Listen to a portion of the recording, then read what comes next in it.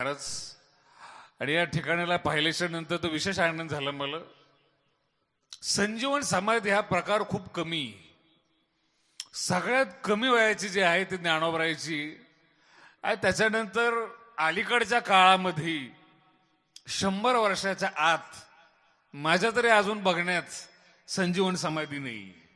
ती आज जी पाहिली ती तुमच्याच गावची फक्त. आणि एक विशेष लक्षात आहे का बरं का माझं, तुम्ही सुरुवातीला फ्रेश म्हणून सांगतोय, आमच्या इकडे 7 रोज कीर्तन करतात म्हणजे माणसं सावध राहतात, कारण पोटात पडलेलं नसतं ना. महाराज हा जो माईक ही ना सिस्टम, याला ऑपरेट करायला ज्ञान लागतं, निर्माण करायला बुद्धी लागते, गाव निर्माण करायला बुद्धी लागते, तालुका निर्माण करायला बुद्धी लागते, गावाला राज्याला जन्माला घालायला बुद्धी लागते, त्याला सांभाळायला बुद्धी लागते. देश, खंड, पृथ्वी आणि ब्रह्मांड ही संपूर्ण सृष्टी भगवान परमात्म्याने निर्माण केलेली किती बुद्धी असेल. संताला काहीच वाटत नाही महाराज. संत म्हणतात असेल बुद्धी, आम्हाला काही घेणं नाही, तू देव आहेस, भगवंत आहेस, याच्यात काही नवल नाही की बुद्धी आहे आणि निर्माण केलं. पण एका सामान्य घरात जन्माला आलेला विश्वामित्र आहे महाराज. 60,000 वर्षाची तपश्चर्या आणि त्याचा परिणाम आहे ईश्वरानं जशी सृष्टी निर्माण केली त्या ईश्वरासारखी प्रतिसृष्टी ज्यानं निर्माण केली तो विश्वामित्र आहे.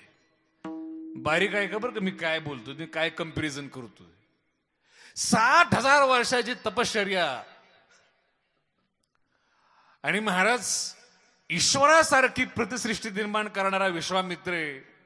पूर्ण भारतात विश्वामित्राचं एकही मंदिर आणि मूर्ती नाही. कळली भाषा? म्हणजे महाराज काय अडचणी बांधायला, एक मेनका आडवी आली. किती मेनका आडवी आल्या? एक मेनका आडवी आली महाराज. विश्वामित्राचं नामो निशान मिटलं. पण संत नाहीये, 60,000 वर्षाची तपश्चर्या नाहीये, 50 वर्षाचं योग्य जीवन आहे महाराज. पृथ्वीवरचा एकमेव राजा आहे ज्या दरबारात बाई नाचली नाही, म्हणून विदेशात सुद्धा छत्रपती शिवाजी महाराजांचा पुतळा आहे. वारकरी संप्रदायाची विशेषता अशी महाराज, तुम्ही कोणत्या क्षेत्रात आहेत ते मोलाचं नाही. ज्ञान किती आहे, कला किती मोठी आहे याला किंमत नाही, आचरण किती क्वालिटीचं याला किंमत आहे. आचरणावर आधारित संप्रदाय तो वारकरी संप्रदाय. आणि सुरुवातीला लक्षात ठेवा बरं का, यांची समाधी आणि यांचीच पूजा होते.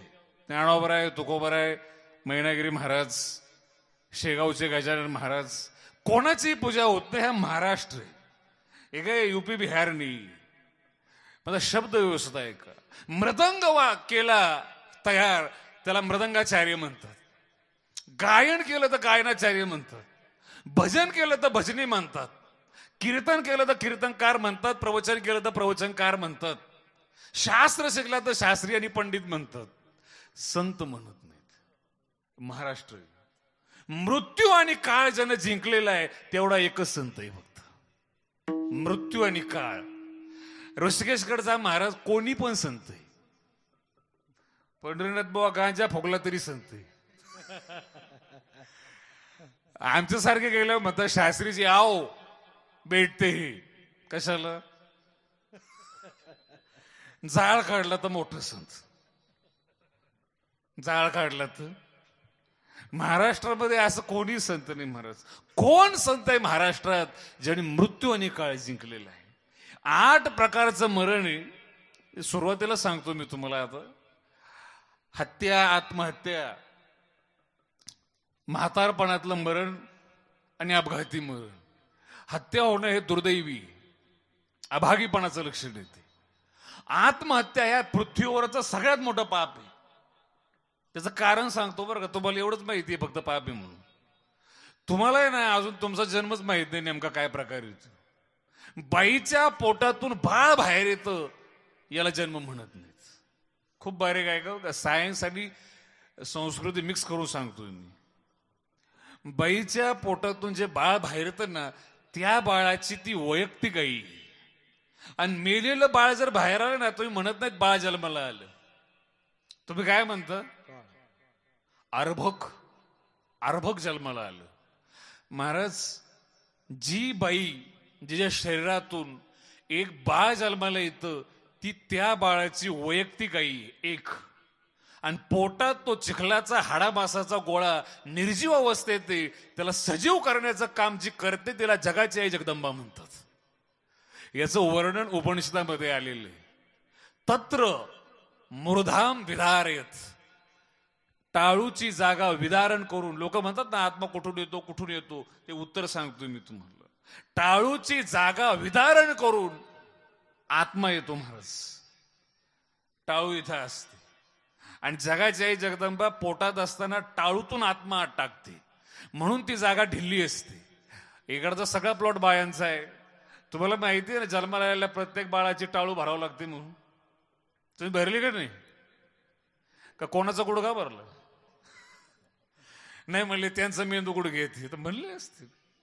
आम्हाला काय माहिती कुठे म्हणून. काही काही भाग्यवान गुडघ्यात असल्यासारखंच बोलतात. ज्ञानोबरायचं काय खरंय, तुकोबरायचं काय खरंय, यार तुझं काय खरंय. पण एक जर तर मला म्हटलं, महाराज ज्ञानोबराय चुकली. कोण चुकलं? ज्ञानोबराय. म्हटलं काय झालं? अहो म्हणले, माऊलीने काय लिहिलं ज्ञानेश्वरी, ना तरी बिंब तरी बचकेची एवढी. सूर्य इतका मोठा आहे आणि त्याला माऊली म्हणतात बचक भरी. त्याला म्हणलं, बावळ्या ती बचक माऊलीची. तुझ्या बचकेत बायको येत नाही, तू का टापा आणतो? ज्याच्या बचकेत बाई येत नाही त्यानं जास्त बोलायचं नसतं. विठाला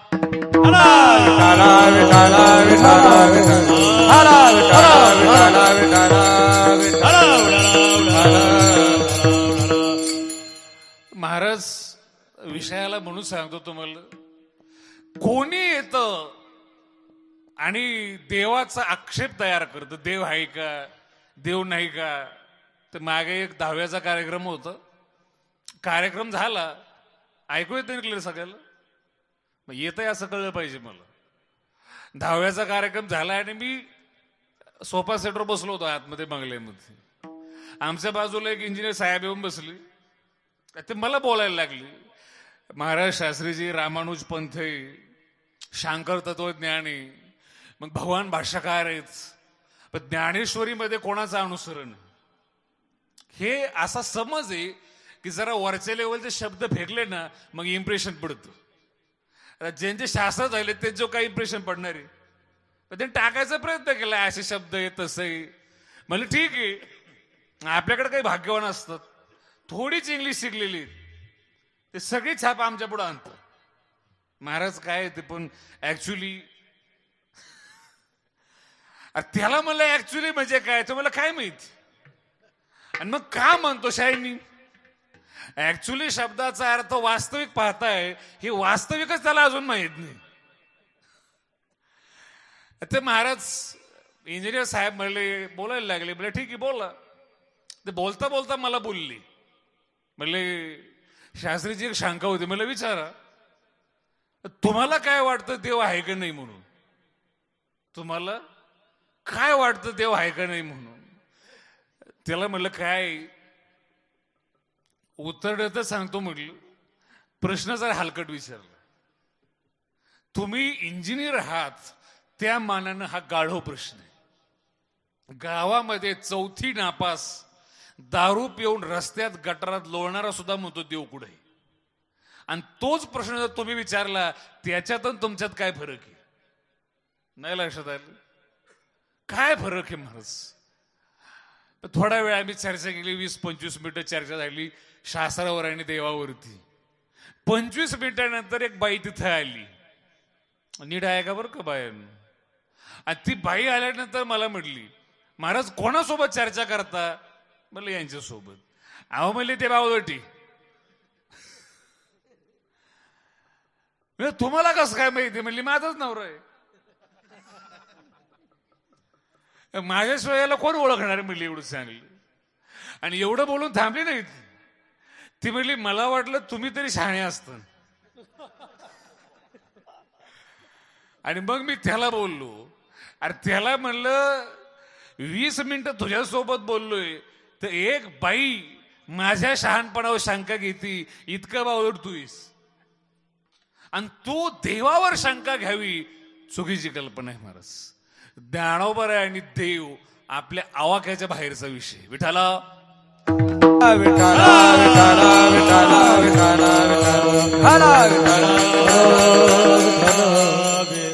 महाराज, हत्या वाईट आहे, आत्महत्या का वाईट आहे? येताना आत्मा इथून येतो, पण महाराज जाताना पण एक जागा लागते. फाशी जर घेतली ना त्या माणसाला टॉयलेट झालेली असते, मेडिकल सायन्स. आणि याचा अर्थ आहे आत्मा त्या साईडनी गेलाय. आणि जर आत्मा जातानाच नरकाच्या द्वारातून जात असेल, घाणीतून जात असेल, तर काय स्वर्गाला थोडाच जाणार आहे महाराज? कमीत कमी कमराच्या वरून जायला पाहिजे. आणि चौथा टप्पा आहे म्हातारपणातलं मरण. वारकरी संप्रदायाचं वैभव आहे का? 4 जाणे 4 निर्वाण वारकरी संप्रदायात. महाराज संस्कृती जी सांगते ते 4ची जाणे वारकरी संप्रदायात आहेत. आत्मत्याग, आत्मसमर्पण, संजीवन समाधी आणि दिव्य निर्याण. आत्मत्याग पायरीवरती नामदेवरायच्या कुटुंबाचं आहे. आत्मसमर्पण वेश्येच्या घरात जन्माला आलेली कानोपात्रा एकदा पांडुरंगाला भेटते तर मागे येत नाही. आत्मसमर्पण. दिव्य निर्याण सदेह वैकुंठ गमन तुकोबर आहे. आणि संजीवन समाधी भगवान श्री ज्ञानोबर आहे आणि त्यांच्यानंतर संत मैनागिरी महाराज. याला वारकरी संप्रदाय म्हणतात. आणि शंका घेणारे बाकीचे लोक जळत राहतात. अवघड आहे बरं. तुकोबर आहे, वैकुंठाला गेली, जास्त गुमतोय का? येत क्लिअर आहे का महाराज? तुकोबर आहे, बास ट्रबल आणि गेन राहू दे, रिटर्न पण राहू दे, फक्त इको थोडासा कमी कर, नॉर्मल. नीट आहे का बरं? मंडपात एवढी गर्दी, बस हो. हे साक्ष आहे का तुम्ही माणसं भाग्यवान आहेत. आणि तुम्ही जे आहात तुम्ही देवाला मानणार आहेत, बाबाला मानणार आहेत. पण काही लोक आहेत ते संताला मानत नाहीत. तुकोबर आहे, वैकुंठाला गेली, एक सुशिक्षित माणूस होता, त्याचं माझं भांडण झालं. विषय एवढाच होता की तो म्हणला महाराज तुकोबरायचा खून झाला. मी त्याला म्हणलं अरे वैकुंठाला गेली. आता तो सांगत एवढ्या ऍटिट्यूड मध्ये होता जणू काय तो बघायलाच होता. ते म्हणला तुम्हाला माहित नाही ती गोष्ट, खूनच झाला. बघा बरं का सांगण्याची पद्धत. तुम्हाला माहित नाही, खून झाला. त्याला मला वैकुंठाला गेले, नाही नाही तुम्हाला ते माहित नाही. काय झालं? त्याला म्हणलं वैकुंठाला गेली. तो म्हणला, त्याला राग आला. मग ते म्हणलं तुम्ही काय बघायला होते का? मग त्याला म्हणलं तू काय खून करायच्या टोळीत होता काय?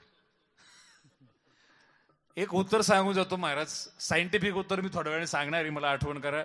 संजीवन समाधी म्हणजे नेमका काय प्रकार असतो. पण तुम्हाला एक उत्तर देऊन सांगतो जे कधी तुम्ही कोणाला सांगू शकता. कोणताही शब्द एखादा बोलला, तुमच्या कानावर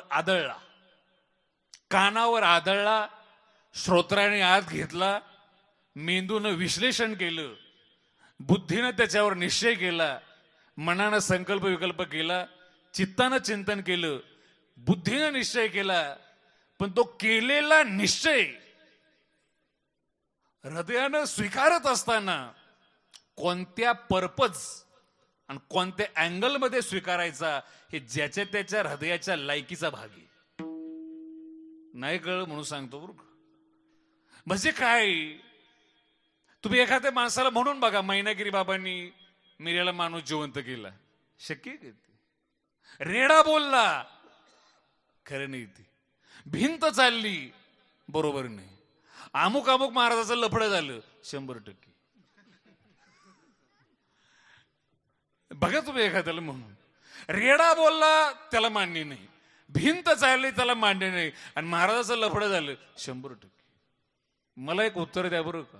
रेडा बोलला, भिंत चालली, वैकुंठाला गेली, हे तुम्ही डोळ्यांनी पाहिले का? बोला ना, थोडं मोठ्याने बोला ना. नाही पाहिलं. एखाद्या महाराजाचं झालेलं वाईट कृत्य ते तरी डोळ्यांनी पाहिलंय का? दोनही वस्तू डोळ्यांनी पाहिल्या नाही, विश्वास कुठं बसला?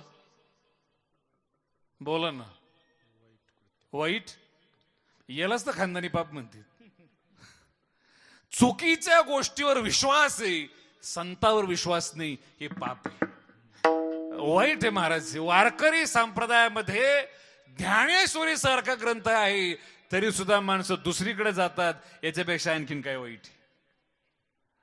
काय ताकद आहे महाराज, तुमच्या लक्षात येत नाही. संजीवन समाधी आहे ज्ञानोबरायची आणि मैनागिरी बाबाची, ते गेलेलेच नाहीत. ही ताकद आहे महाराज. आजही तुमच्या प्रत्येक प्रकारच्या इच्छेला बळ देण्याचं काम आहे. तुमची इच्छा पूर्ण होते, हे साक्ष आहे त्या गोष्टीची की ते वैकुंठाला नाही, ते अजूनपर्यंत टोगावातच आहेत. ज्या दिवशी तुमची इच्छा भंग होईल, समजून घ्या त्या दिवशी इथे राहिली नाही. पण इच्छा चांगली करा. दुसऱ्याचा कापूस जाळायची इच्छा केली, होईल का पूर्ण? इच्छा पण चांगली पाहिजे ना. एक जण मला भेटलाय का गावात, ते म्हणलं बाबा असं गावात कोणी नोकरीला लागलं ना, माझ्या छातीत असं अचानक चमक निघते. तुम्हाला काय वाटतं? म्हणलं थोडी जोरात निघली पाहिजे. तू एकदाचा गेला पाहिजे म्हणजे गाव मोकळं होईल. काय भावना आहे महाराज. चांगलं ऐकू सुद्धा वाटत नाही, याच्यापेक्षा पाप काय आणखीन? विठाला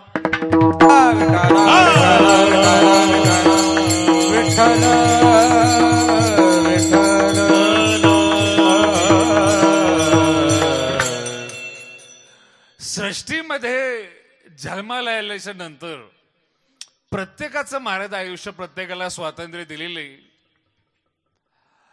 आणि जगत असताना एक ठिकाणी मला आवडलं म्हणून एक वाक्य सांगतो, थोडस घन विषय. असं एखादी वस्तू डोळ्याने जर पाहिली ना, ती महाराज मनाला आवडते.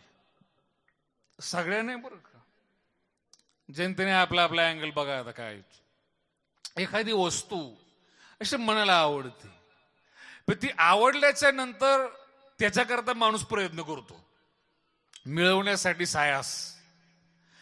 याचं भाग्य असं असतं महाराज, ती वस्तू त्याला भेटत नाही. खूप बारीक आहे का बरं का. माझं निरीक्षण आहे, सरासरी जे डोळ्याला भावतं आणि जे डोळ्याला आवडतं ते नशिबात नसतं. कळतंय का वाक्य तुम्हाला? पोरांना तरी कळतंय का? जो मन को भाता है अक्सर वो नसीब में नहीं होता. आणि ती वस्तू दुसऱ्याची जरी झाली तरी मनातून जात नाही. बारीक आहे का बरं का. एका बाजूला ती वस्तू झाली नाही आपली, याची तळमळ, आणि दुसरी जी बाजू आहे महाराज, हे मन इतकं विचित्र आहे, आशयानं आणि विषयानं भरलेलं आहे, संशयानं भरलेलं आहे. आतापर्यंत कथ्याकूट चालू आहे. नेमकं मन आत्मा आहे, मन आपल्या मागे आहे की आपण मनाच्या मागे आहेत, की मन स्वतंत्र आहे, याच्यावर अजून कथ्याकूट चालू आहे. आणि हे मन महाराज दिवसाच त्रास देतं असं नाही, झोपले तरी त्रास देतं.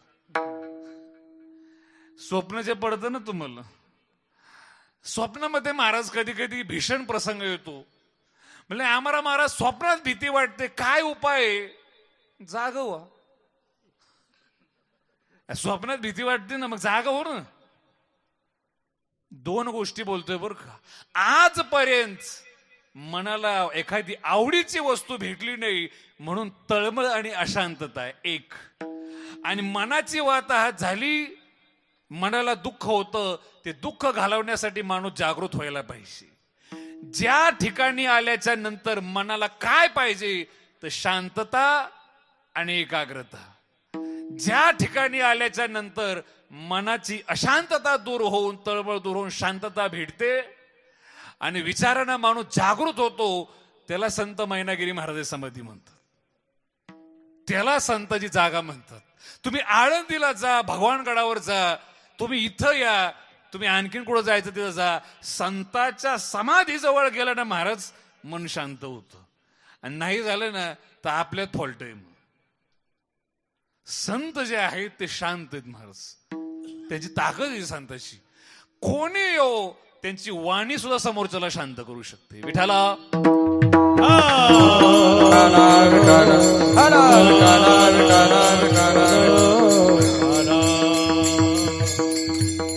जन्माला आलेल्या प्रत्येक माणसाला स्वतंत्रता दिलेली आणि प्रत्येक माणसाने आपल्या स्वातंत्र्याचा वापर करून स्वतःला मोठं करण्याचा प्रयत्न करायचा.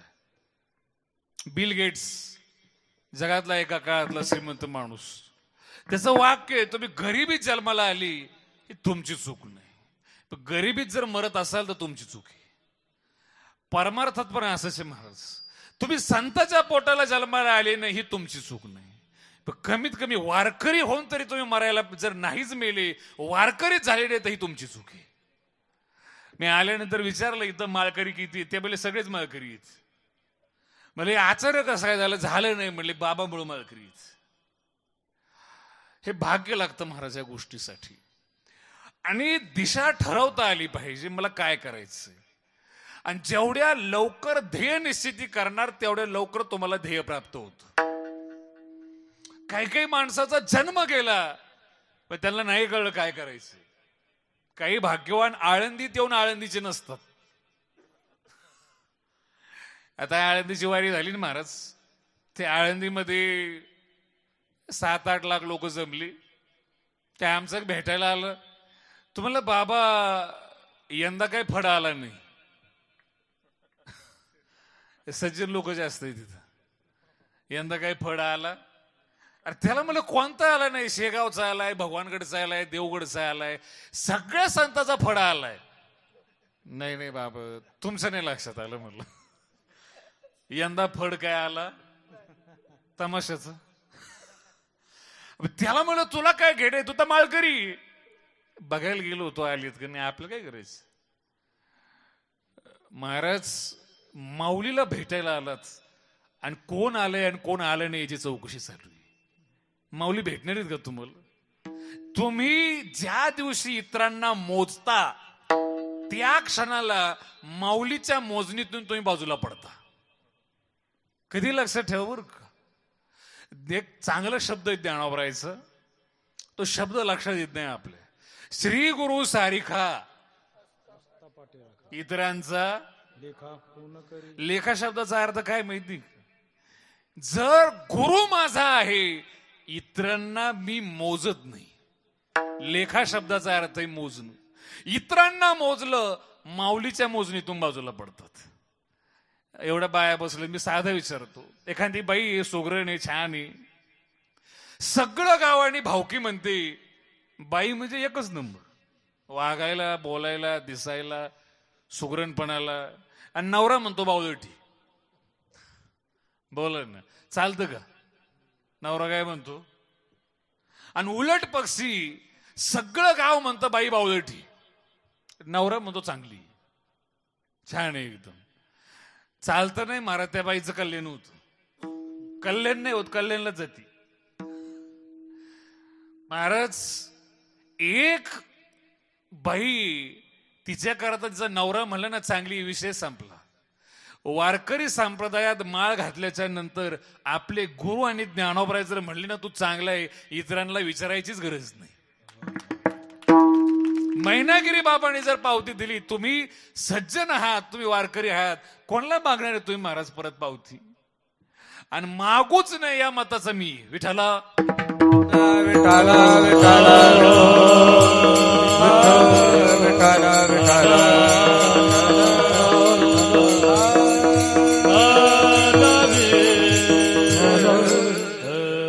महाराज प्रकार असा आहे, कमी वयात भगवान श्री ज्ञानोबांनी ती ज्ञानेश्वरी लिहिलेली, 16व्या वर्षी लिहिलेली ती. 16व्या वर्षी. तुकोबरायचं जे आयुष्य आहे महाराज ते 42 वर्षाचं आहे. भगवान भाष्यकारांनी जे भाष्य लिहिले ते 16व्या वर्षी लिहिलेले. आणि छत्रपती शिवरायांनी सगळे एकत्र करून हिंदवी स्वराज्य निर्माण व्हावं म्हणून स्वतःचं रक्त रायरेश्वराच्या मंदिरात चढवून स्वराज्याची जी शपथ घेतलेली महाराज ती वयाच्या 16व्या वर्षी घेतलेली. आणि त्यांनी शपथ घेतली म्हणून आपण आज जिवंत आहोत. हे लक्षात ठेवा बरं का. 16 वर्ष घेतलेली ताकद आहे त्यांची. कमी वयात निर्णय करता आला पाहिजे. इथं आपलं इतकं अवघड आहे महाराज. त्यांच्या 16 वर्ष त्यांनी एवढे निर्णय घेतले. इथं आपल्या 16 वर्षामध्ये माणसं काय करतात, कुठंतरी एखादा पिक्चर पाहिलेला असतो आणि गल्लीत हेलपाटे मारायचे कामं चालू असतात. आणि 3 वर्ष हेलपाटे मारल्याच्या नंतर मित्राला म्हणला आजचा दिवस सफळ झाला. म्हणजे काय झालं, एमपीएससी क्रॅक झाली का? नाही नाही. इंजिनिअरिंग सुटला का? नाही रे. पोलीस झाला का? आपला काय विषय झालं काय? अरे म्हणला 3 वर्षापासून जिच्या पाठीमागं होतो ती आज बोलली. म्हणजे काय बोलली? लग्नाला तयार झाली का? नाही म्हणली परत जर गल्लीत दिसला तर टंगड मोडून हातात ती. याला म्हणतात ओरिजिनल प्रेमाची पावती. काय महाराज तारुण्य तुम्ही दिलं, भेटलं काय? न पेक्षा तेच तारुण्य जर ज्ञानोबाला दिलं असतं आतापर्यंत माऊलींनी संत केलं असतं. आमच्या गुरुवर्य न्यायाचार्य शास्त्री बाबांचं वाक्य, गावाकडे राहणार शेंबड पोरग ज्याला कपडे घालायची अक्कल नाही ते जर आळंदीला गेलं महाराज वर्षभर थांबलं, काहीच नाही येऊ दे त्याला, फक्त धोतर आणि कपडे घालायचे जरी शिकलं आणि ते विदर्भात जरी आपल्या गावाला आलं सगळं गाव त्याच्या पाया पडतं. याला माऊलीचा आशीर्वाद म्हणतात. काय ताकद आहे महाराज माऊलीची. काय द्यायला पाहिजे माऊलीने आणखीन. 1000 कोटी कमवा कोणी वाकत नाही. आणि माळ घाला महाराज बनना महाराज 1000 कोटीवाला तुमच्या पाया पडतो. वरून म्हणतो महाराज लक्ष राहू दे.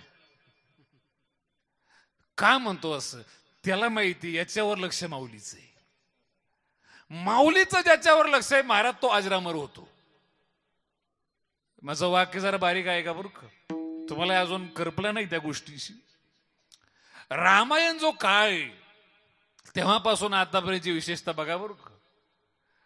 कधी कधी कळल्यासारख्या बऱ्याच गोष्टी तुम्हाला वाटतात पण कळलेलं काही नसतं. सगळ्यांनी ऐकलंय रावणाची लंका कशाची होती. मोठ्या मुलावर काय ऐकायचा प्रॉब्लेम आहे. आणि हनुमंतरायणी ती कोणी जाळली? बोला ना बाया. ती तर मध्ये मारुतीने जाळली. अजूनच सांगा हनुमंतरायणी जाळली का मारुतीनी? पाठीमागच्या होते बजरंगबलीने जाळली. महाराज कोणी जाळू ती एकच आहे आपल्याला माहिती. हनुमंतरायणी लंका जाळली एवढं तपाक आहे का? हा म्हणा ना. लंका कशाची होती?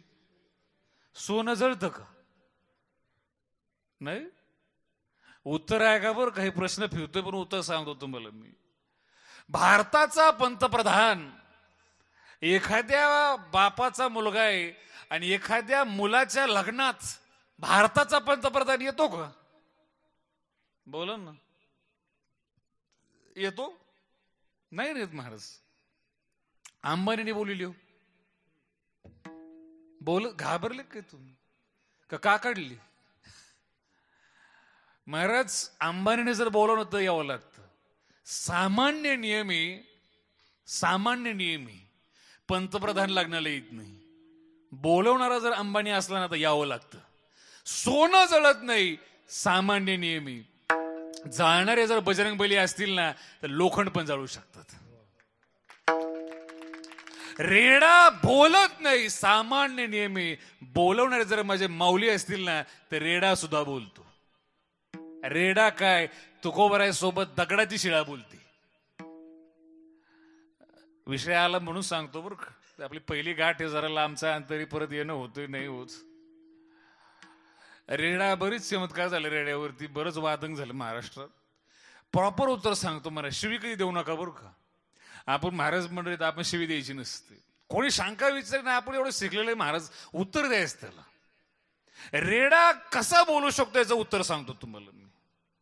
आता थोड्या वेळापूर्वी बोललो मी, आत्मा आतमध्ये टाकला इथून, तो आला कुठं? तुम्ही मला प्रॅक्टिकल उत्तर द्या. तुम्हाला असं कुठं वाटतं तुम्ही आहात म्हणून? असं वाटतं का तळपायात आहात म्हणून? गोट्यात, गुडघ्यात, मनक्यात, डोक्यात, खांद्यात? एक जागा सांगतो, तुम्हाला वाटतं का आपण तिथे राहतो म्हणून? हृदयात वाटतं का आहोत म्हणून? ज्ञानोबराचा शब्द आहे, तैसा इथे येऊन राहतो महाराज. आणि खूप बारीक आहे का बरं का. माझ्या शरीरात इथं आत्मा राहतो. मी माझं शरीर आहे ना, हे बोट हलवू शकतो. याचं कारण आहे त्या आत्म्याची चालती इथपर्यंत. मी तुमचं बोट नाही हलवू शकत, कारण चालती संपली. उद्या हे शरीर मरण पावलं आणि याच्यातून जर आत्मा बाहेर मुंगीच्या शरीरात गेला तर त्याची व्यापकता इतकी होणार, तिथपर्यंतच हालचाल करू शकणार. बायचान्स ते मुंगीचं शरीर गेलं आणि हत्तीचं आलं तर तिथपर्यंत, सोंडेच्या शेवटच्या टोकापर्यंत तुमचं उपाधी जितकी मोठी असते ना महाराज, तिथपर्यंत तुम्हाला हालचाल करता येते. सरपंचाला गावात, आमदाराला तालुक्यात आणि खासदाराला जिल्ह्यात. ही चेतना आहे, ही शक्ती येते. आणि माऊलीची गंमत अशी महाराज, हे आत्मा आहे ना, ज्ञानेश्वर एवढी घन आहे महाराज. 18व्या अध्यायामध्ये ज्ञानोबराय सांगतात,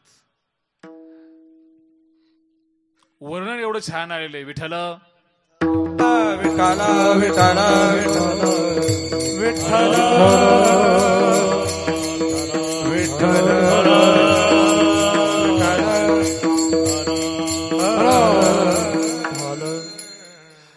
आकाश व्यापक आहे. एखाद्या मडकं जर तयार केलं ना, त्या मडक्यात आकाशाचं छोटं होतं.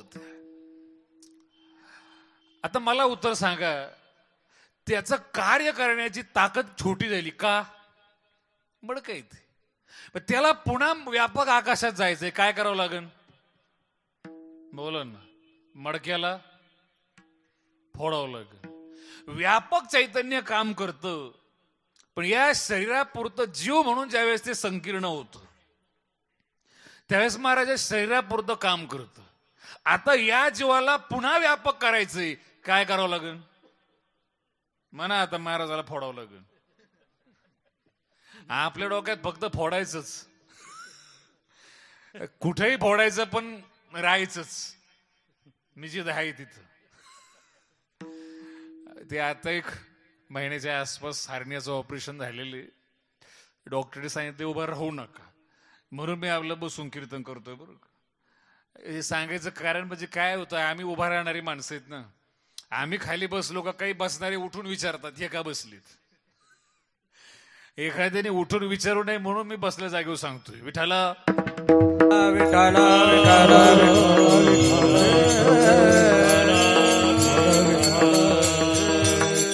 ज्ञानोबराय सांगतात, फोडायची गरज नाही. शेवटच्या अध्यायामध्ये सगळं ज्ञान सांगितलं, पण महाराज काही शब्द असे ते नाही जमतच नाही, ते स्पर्शच करावा लागतो. मग सावळा हृदय सगंकणू, बाहू पसरवणी दक्षिणू, अलिंगीला स्वशरणो भक्तराज. भगवंत खाली उतरले महाराज. वैभव आहे बरं का, हातात सोन्याचा कडा होत देवाचे. वारकरी संप्रदाय असं काही भिकारी संप्रदाय नाही. देवाच्या हातात सोन्याचं कडं होतं आणि भगवान बाबाच्या कमरेला 35 तोळ्याचा सोन्याचा कुरदुरा होता. महाराज ऐश्वर्य संपन्नता. तुम्हाला थोडा आणखी सांगतो, गीता जिच्यावर ज्ञानेश्वरी तयार होती, सांगणारा भगवंत कृष्ण सोन्याच्या द्वारकेचा मालक एक, आणि ऐकणारा अर्जुन भारताचा युवराज, भारताचा. इतक्या उच्च स्तरावर ज्ञानाची चर्चा होती. जिथं संसाराची अपूर्णता संपलेली, अतृप्तता संपलेली, तिथून परमार्थाचा प्रवास चालू होतो. जर तुम्ही संसारात वीक असाल आणि मनामध्ये इच्छा असतील तर परमार्थात आल्यानंतर माणसं त्या इच्छा पूर्ण करतात, परमार्थ बाजूला राहतो. कधी लक्षात ठेवा बरं. म्हणून शब्दामध्ये फरक आहे. संताची गंमत अशी, संत प्रजहात यदा कामान सर्वान पार्थ मनोगतान. ज्यांचं हृदय पहिलंच तृप्ततेने तुडुंब भरलेले, त्यांना संसारातल्या कोणत्याच भावनेची आणि इच्छेची गरज नसते. विठ्ठला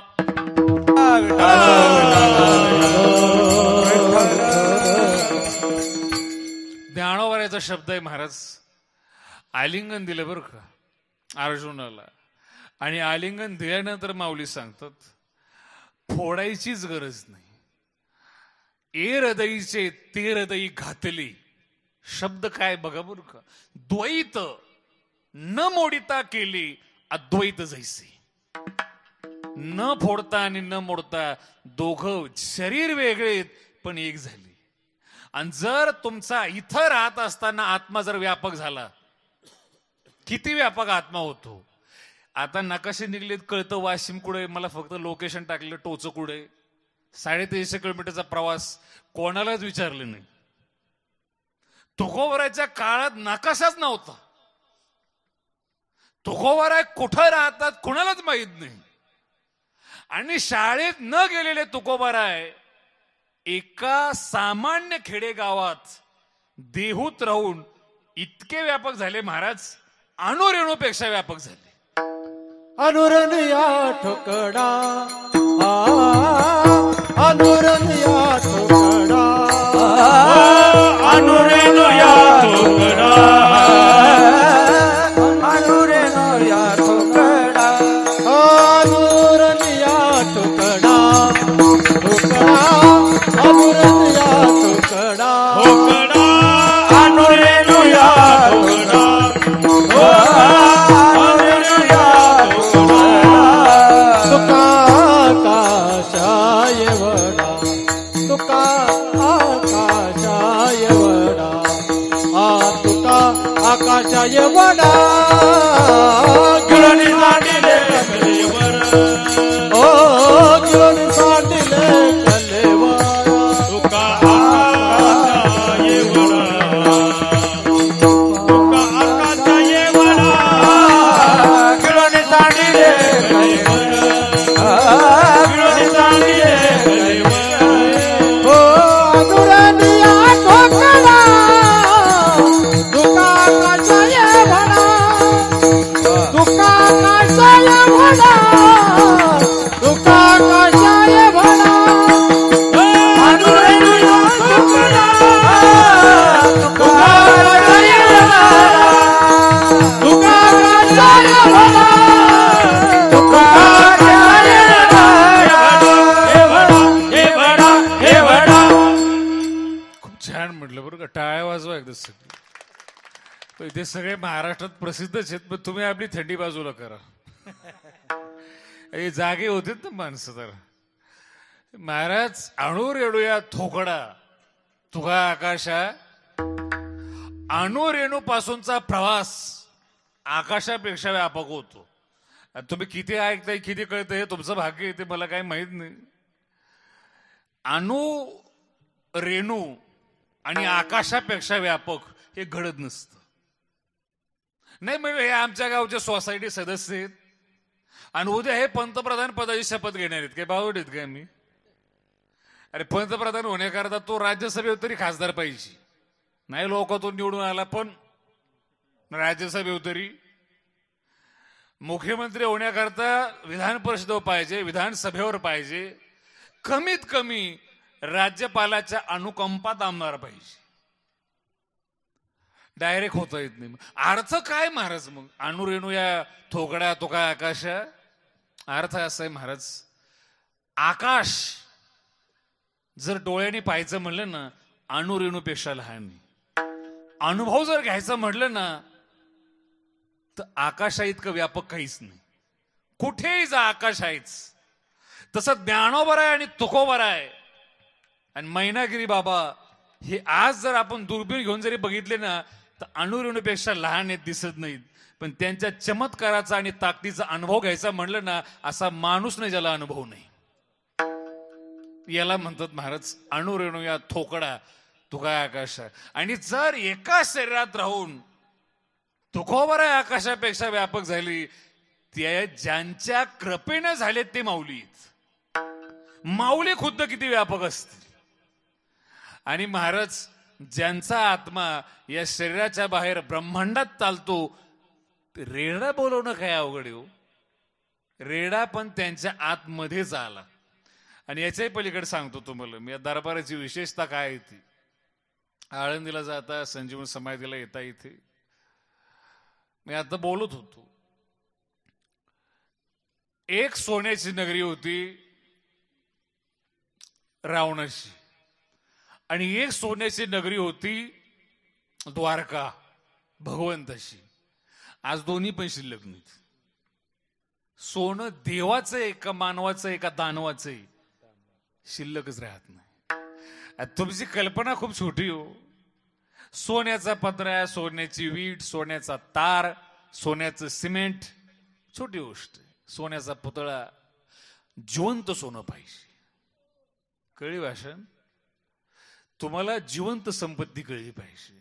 तर इथं बाया आहेत, इथल्याबद्दल नाही बोलत बरं का, तर तुम्हाला विचारतोय फक्त. एखाद्या बाईला म्हणलं 1 कोटी पाहिजे का नवरा पाहिजे, काय म्हणणार आहे ती? बोला ना लाडक्या बहिणी. तुम्ही 1,500वर आहेत, मी 1 कोटीचं बोलतोय. 1 कोटी पाहिजे का नवरा पाहिजे, काय म्हणणार आहेत बाया? बोला ना.